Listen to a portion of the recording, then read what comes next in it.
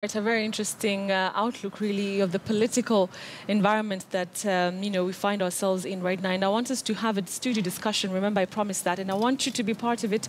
Remember, the hashtag to use, of course, is News Center, or you can tweet me at Betty M. Callow. Let me hear your thoughts about the discussion that we'll be having here in studio. Let me introduce my guest, and I'll start from my extreme right, Honorable Member of Nyando constituency, Jared Okello. Thank you for your time.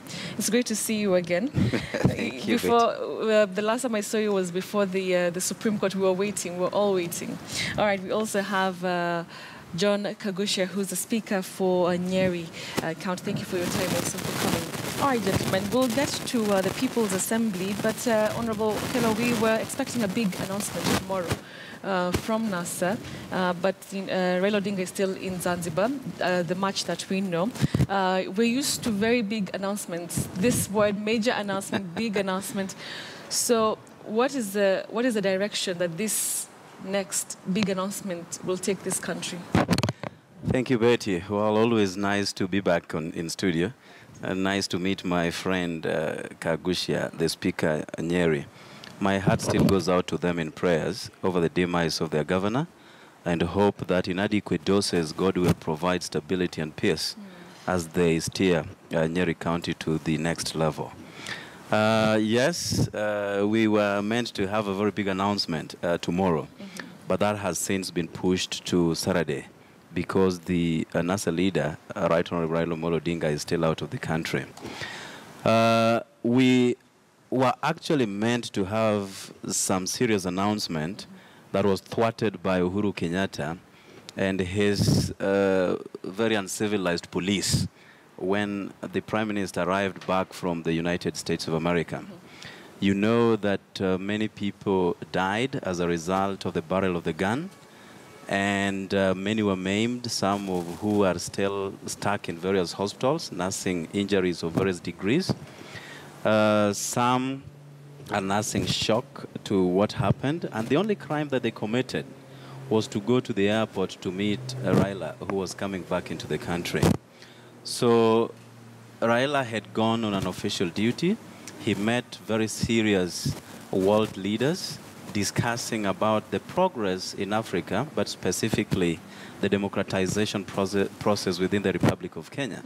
So he had come back to appraise the nation about the entire journey, the US, the UK, and Germany. Right. But as I had said, Uhuru Kenyatta and Ruto decided to cut short the party using very draconian means. So this announcement was supposed to be made on Friday? This that was meant to be made on Friday, together with Saturday, will be more to do with his trip to the US, the political climate within the country at the moment, in light of the Supreme Court. And I'd said here that we were not party to the Supreme Court's deliberations, the proceedings, and the verdict that was rendered. The country is aware that even though NASA was out of this, the Constitution in Article 140 gives every Kenyan an opportunity to file a presidential petition before the Supreme Court.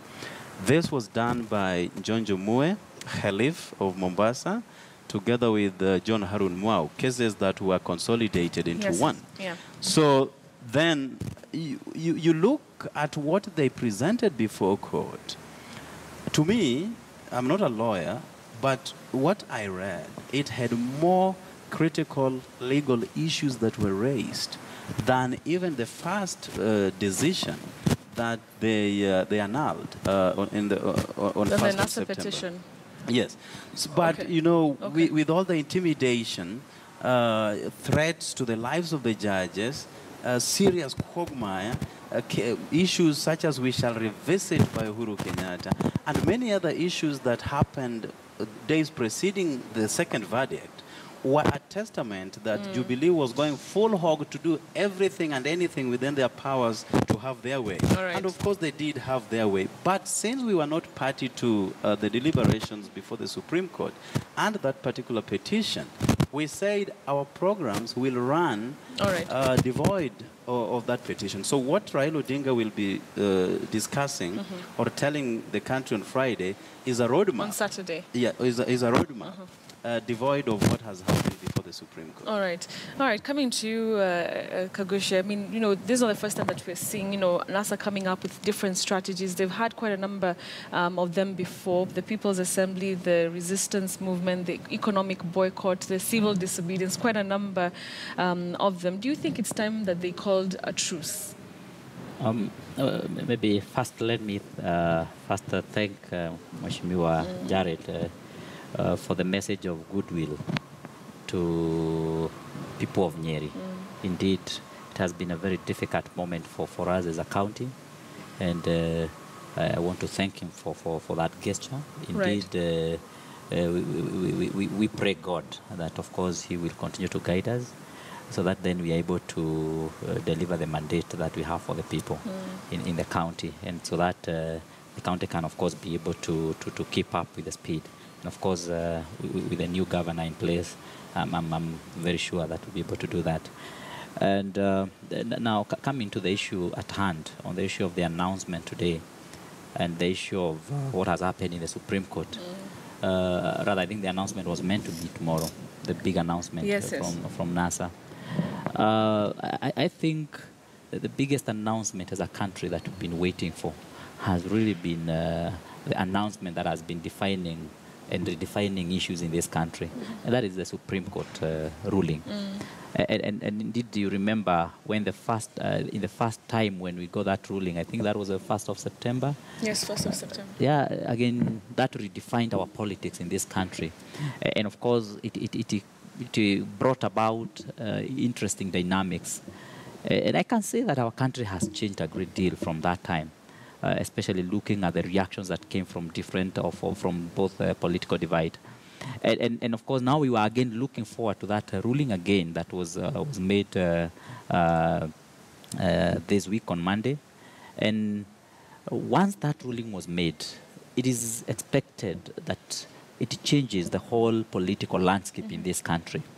And the CJ rightly put it that ruling closes one political cycle, one electoral cycle, and opens another electoral cycle. And that is the highest court in the land. And every person who subscribes to the constitution of this country cannot say that they don't subscribe to the rulings of the Supreme Court in this country, unless then you want to put aside the constitution. And I kind of disagree with Mheshimiwa when he says that NASA was not party to this ruling. In the first place, they had already applied to be enjoined in this case. And you remember a ruling was made, and they were blocked from that joining of that case when it was going on. That means they were interested in that case. And in the first place, you remember when we had the first Supreme Court case, the NASA side had said that they were not going to go to court, and they had planned to go through other bodies, especially the NGOs and the civil society. And when that was not possible, of course, NASA now went directly to court. And the same thing happened this time around. NASA actually went to court through proxy. Well, they said that they were not party to it, and it's not them who wanted to be enjoined in the case. It's actually one of the petitioners whose case was suspended who wanted them to be enjoined. Of course, me and you know that is politics. And of course, we know that indeed, I think Mheshimiwa will clarify. Let me just maybe finish my point. Me and you know very well that is just politics. And where now we are going to where the president is going to be sworn in. And again, once the president is sworn in, what we are expecting to see of him now is to unite us as a country. And for that reason, you asked, is it right then for NASA to have a truce? I think indeed, yes, it is important that we have a truce, because having a government now, the issue of another electoral cycle in the next 90 days, practically speaking, it just can't happen. It's not possible. It can't be done within the law. And for that reason then, I think it's important for us to come together as a country under now the leadership of the new government and consider all these other issues that are being raised. Because indeed, NASA raises very important issues. The issues of electoral reforms, the issues of the reforms to our laws, the issues of reforms to our Katiba. All these things are very, very important. And I think... But first, we have the swearing-in ceremony. That's what you're saying. Of course. Right. And after that, now we can look at all these issues, which are important to all of us. I'm telling you, I'd be one of the I would be the first person to be interested in a referendum to change the constitution, because indeed we have seen there are very many areas that this constitution need to be changed. All right. And so I don't think it is in contention that we need to change our laws. I don't think it is in contention that we need to change even the electoral process and the electoral laws that we have in this country. Okay. Indeed, we need to do that. Yeah. All right, so we'll come back to the discussion in a few minutes, but we'll take a short commercial break to pay our bills, and we're coming back to continue with the conversation. Don't go away.